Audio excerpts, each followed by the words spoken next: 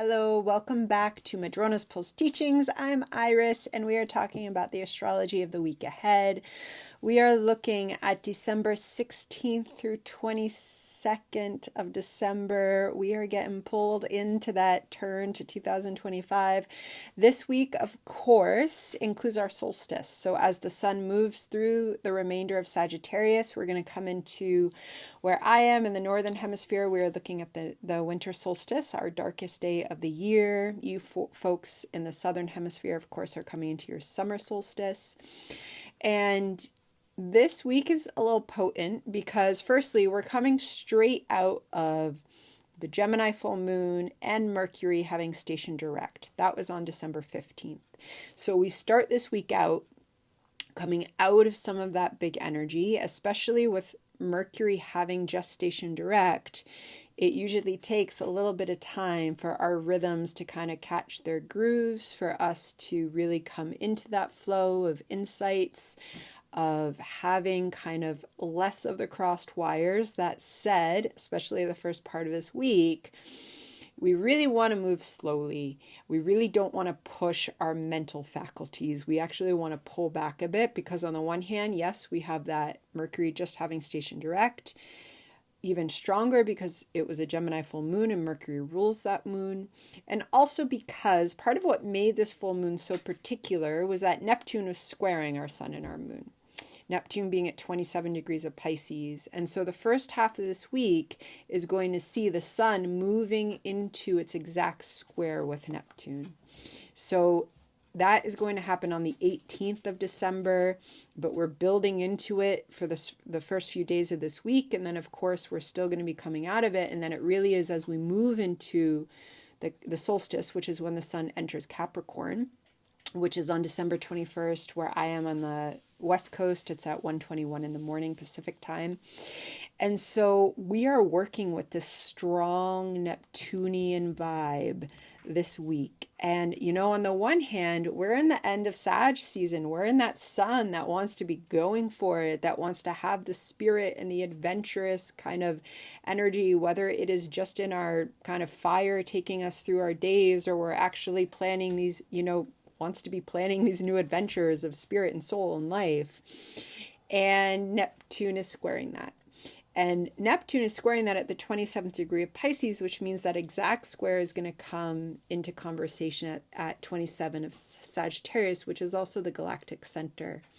So on the one hand, there is such incredible insights. This is Neptune. This is Neptune who dissolves our kind of daily our concept of daily life, and our ego, wants to bring us beyond what is considered normal, wants to bring us into the realms of the mystical, wants to bring us into other ways of being, other ways of knowing. This is not about the time of the rational linear mind reigning supreme.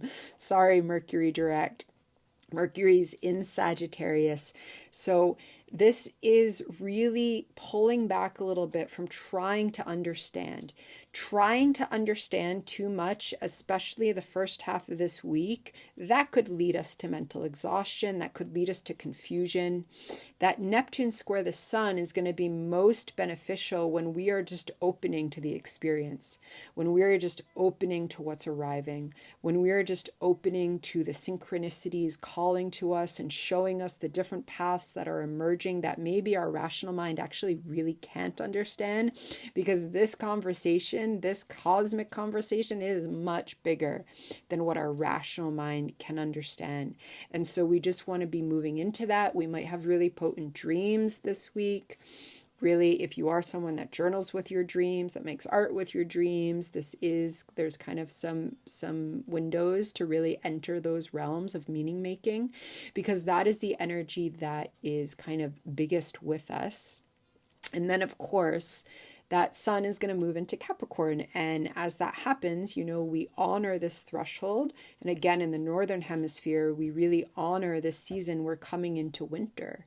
And we're coming into winter by honoring that kind of darkest day of the year. Traditionally, this is honoring the return of light, that will come, but also knowing that we're being invited into that time of going within. We're being invited into that time of a little bit of the burrowing within. And so just knowing that these solstice energies are pulling us there. The moment of solstice is actually really lovely because there is strong Sedna conversations going on. Because of where Sedna is at the very beginning of Gemini, as the sun moves into Capricorn, again, that's on the 21st, it's in an inconjunct with Sedna, and that's as Sedna is in her trine with Pluto. So there is this incredible galactic divine feminine, wisdom of deep transformation. This is not just transformation. This is transformation of our kind of deepest wounds, of what in everyday language we call complex trauma. This is of those parts of ourselves that we have been taught don't belong, those parts of ourselves that many of us have been taught to carry shame for. There is this incredible kind of transformative energy of her singing forth the ultimate transformation, which is when Sedna goes beyond her own identity as an Indigenous woman coming through kind of her own tragedy and trauma and becomes the goddess of the ocean. And she's in an inconjunct with that sun. So there's some type of message to come through. And she's, of course, trining Pluto during this time. So there's always this resonance of Sedna and Pluto, which Pluto entering Aquarius is literally, let's build new myths. Let's build new myths that take us into these transformative times so that humans can do what we haven't actually been able to do yet, which hopefully has something to do with true justice and beauty and living in sync with it. And, some of that journeying is tender this week, and yet there is this transformative push as we come in to solstice. And this is coming as the sun has just squared a Neptune, who is heading into a new cycle. 2025, that Neptune is going to enter into Aries. We're going to have it come back into Pisces, but that Neptune is beginning a new cycle. And that Neptune is moving through those final degrees of the zodiac, which are as deep as it gets, especially when it's Neptune making that journey. We are talking about completely other ways of making meaning and knowing, and our intuition can actually be some of the strongest threads of pulling that mosaic together as we come into understanding these other ways of making meaning. And all of that is potent this week, okay? And so when that much kind of beyond and other realmly energy is present, we need to surrender a bit. We need to surrender that kind of drive to understand, drive to create the plan. Now it's just not the time for that. We also, of course, have Mercury this week, as it stations direct, it's still in a trine with our Mars retrograde. Okay, so, but the energy shifts because as we came up to that Gemini full moon last week, we had Mars retrograde trine a Mercury retrograde. This week, that Mercury is moving forward as it still trines that Mars. So there might be, especially in our felt sense, especially in our heart space, we're doing a lot of work with Mars retrograde for the next few months. We might get some insights around there, and that's about our own creative joy. That's about our own creative passion that wants to be really much more authentic, that wants to just be us living with joy, not for the sake of validation of others, but just because we want that spark of joy. So Mercury, as it moves on this week, is going to move out of that trine. So we might get some reflections around that Mars energy this week, and also pulling up Mars. Mars is going to be opposite Ceres, and that exact opposition is going to come as we're moving through solstice. Okay, so we're going to be, again, we're building that this week as Ceres was conjunct Pluto. So Ceres was with Venus conjunct Pluto as they entered into Aquarius, and Venus has moved ahead, and Ceres is now moving into its opposition with Mars. And so that is going to come on the 20th. It's going to be exact on the 18th, exact on the 20th, and it's really going to be building through the 18th, and then of course it's going to move us to the end of this week. And there, we're having this opportunity. First, we had Venus opposite Mars. So we had this conversation in our own psyches, in the collective, of this interplay between divine feminine and divine masculine energies, where that divine feminine was just conjunct Pluto and is moving ahead, and it's Mars who is retrograde, and Mars is going back into Cancer. Mars has got some lessons to learn. And so at this particular moment, first there was this, conversation around our values, our authentic values, so that we can be these beings of love and higher mind self. And I was talking about that as falling in love with our higher mind self.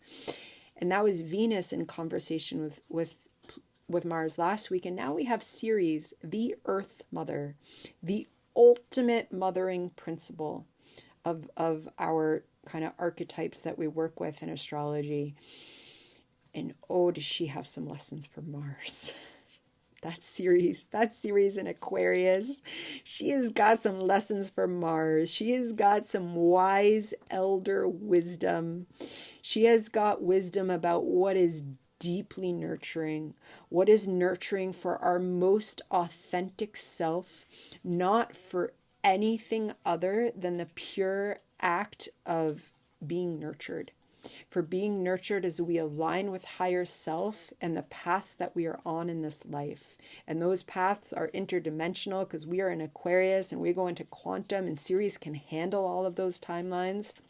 But when she's talking to Mars over there in Leo, she does, after she's just been conjunct Pluto for a little while, there is something about this kind of birthing of the authentic mothering principle in all of us, okay? And this absolutely, if you're familiar with the language of self-parenting, this is extremely healing energy where we can come into our own authentic journeys of healing, the parts of ourselves in our actual childhoods that didn't get met for various, always very complicated reasons, that we get to honor ourselves. We get to feed those selves now, whether it's inner child work or it's just honoring the parts of ourselves that need more attention and care. And right now, there's something about that coming up by honoring our authentic self, by honoring who we know ourselves to be. And for various also complicated reasons, there has been fear around showing that to ourselves. And this is all about showing it to ourselves, honoring ourselves, self-parenting ourselves with that Ceres wisdom, so that we can also, of course, extend that love and nurture to others. And she has some lessons for that Mars. Mars in conversation with Ceres, especially Mars and Leo, can be a little bit immature, can be a little bit just acting on the fire. But this is a Mars retrograde who is willing to learn, who is willing to say, oh, wow, I was taught some really unfortunate things about my drive and about what success was and about what popularity even meant and about what I needed to feel joy. And I am ready to just get into the messiness of my own joy and passion. And I'm ready to listen to that earth wisdom. So just tuning into that earth wisdom as you move through this week, as we come into solstice. And then we're going to be moving through our final times of 2024. And what a year it's been. So I'm going to leave you with that. I'm sending lots of well wishes out to you, and I will see you soon. Be well.